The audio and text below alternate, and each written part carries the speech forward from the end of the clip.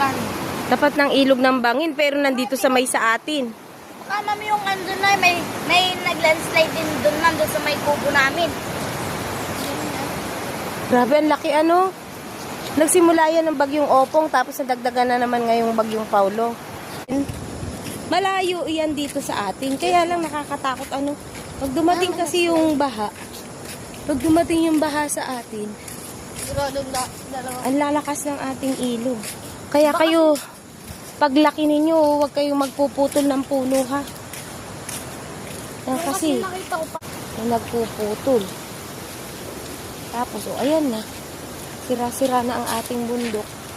Tayo ang maaakit. Wala, pang dumano sa babae. Tayo naman ang kawawa. Oh, nasaan na siya, Garod? Mama, di ko ang sabangin.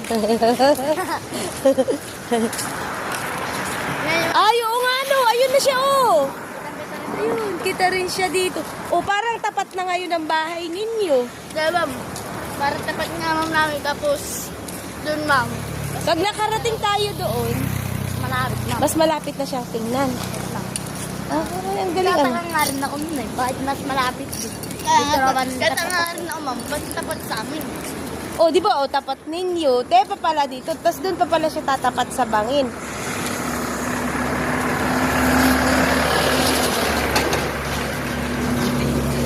Dito tayo sa gilid. Grabe, ang laki ano. Ay, saan naglabo kahapon yung dagat? Ay, yung ano, yung ilog dito. Ano, sa may Bangin ano? Ma'am, kaya magpumulay yan kami. Kumulay siya, grabe sa dami ng putik. Eh di, napakarami nung ano, napakarami nung, Palapit. oo, napakarami nung putik na nalaglag. Ano, ilang ektarya kaya yung kwan na yan? Ang lawak.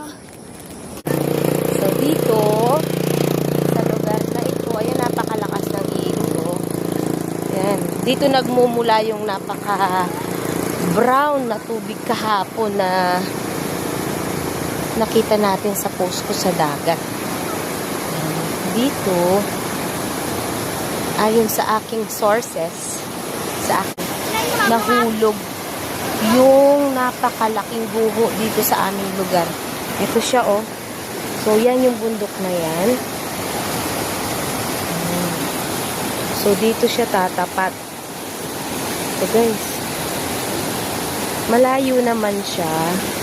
Pero yung landslide, yung mga lupa na naalis sa lugar na yan, ay dito lumulusot sa ilog na to. Dito sa lugar na ito, ang tawag